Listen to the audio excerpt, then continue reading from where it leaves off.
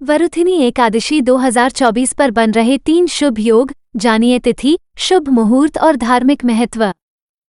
वरुथिनी एकादशी का व्रत 4 मई को रखा जाएगा। आइए जानते हैं तिथि और शुभ मुहूर्त। हिंदू धर्म में एकादशी व्रत का विशेष महत्व है। आपको बता दें कि साल में 24 एकादशी आती हैं। साथ ही महीने में 2 एकादशी पड़ती हैं। मान्यता है कि जो व्यक्ति पूरे दिन व्रत रखकर भगवान विष्णु की पूजा अर्चना करता है, उसकी सभी मनोकामनाएं पूर्ण होती हैं। वहीं इस बार वरुथिनी एकादशी 4 मई शनिवार को मनाई जाएगी। साथ ही इस दिन कई शुभ योग भी बन रहे हैं, जिससे इस दिन का महत्व और भी बढ़ गया है। आइए जानते हैं तिथि और शुभ मुहूर्त। वैदिक पंचांग के अनुसार एकादशी तिथि का आरंभ 3 मई शुक्रवार को रात 11:23 से होगा और इस तिथि का अंत 4 मई शनिवार को रात 8:37 पर होगा। इसलिए वरुथिनी एकादशी 4 मई को मनाई जाएगी। वहीं वरुथिनी एकादशी का पारण 5 मई को सुबह 5:36 से शुरू होकर 8:16 तक होगा। वरुथिनी एकादशी शुभ योग पंचांग के मुताबिक वरुथिनी एकादशी के दिन त्रिपुष्कर योग, इंद्र योग और वैधृति योग का निर्माण हो रहा है। ज्योतिष में इन योगों को बेहद शुभ माना गया है।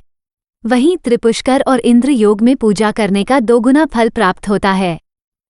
वरुथिनी एकादशी का धार्मिक महत्व। वरुथिनी एकादशी का व्रत रखने से व्यक्ति को भगवान विष्णु की कृपा प्राप्त होती है, साथ ही सुख समृद्धि की प्राप्ति होती है।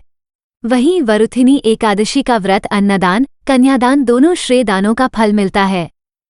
वहीं आपको बता दें कि इस एकादशी पर भगवान विष्णु के वराह अवतार की पूजा अर्चना की जाती है। करें ये उपाय एक। वहीं अगर काफी प्रयास करने के बाद भी संतान की प्राप्ति नहीं हो रही हो तो आप इस एकादशी पर गोपाल सहस्त्रनाम का पाठ करें। ऐसा करने से आपको संतान की प्राप्ति के योग बनेंगे। 2 वहीं कठिन से कठिन समस्या के निवारण के लिए गजेंद्र मोक्ष का पाठ करें। ऐसा करने से आपको सभी परेशानियों से मुक्ति मिलेगी। 3 वहीं भक्ति और मुक्ति के लिए विष्णु सहस्त्रनाम का पाठ करें। ऐसा करने से भगवान विष्णु का आपको आशीर्वाद प्राप्त होगा।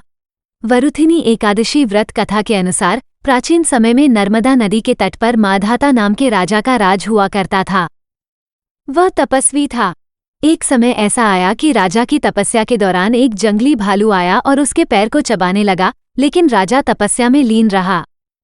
भालू राजा को घसीटकर जंगल में ले गया। भालू को देख राजा अधिक डर गया। इस दौरान उसने भगवान विष्णु से जीवन की रक्षा के लिए प्रार्थना की। उसकी पुकार सुन प्रभु वहां प्रकट हुए और भालू को मारकर राजा के प्राण बचाए। तब तक भालू ने राजा का पैर खा लिया था। इसकी वजह वह बेहद दुखी था। राजा को इस परिस्थिति में देख भगवान विष्णु ने उसको एक उपाय बताया। प्रभु ने राजा को वरुथिनी एकादशी करने के लिए कहा।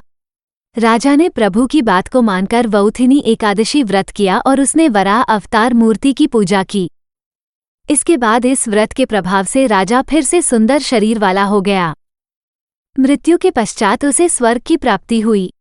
इसी तरह वरुथिनी एकादशी की शुरुआत हुई।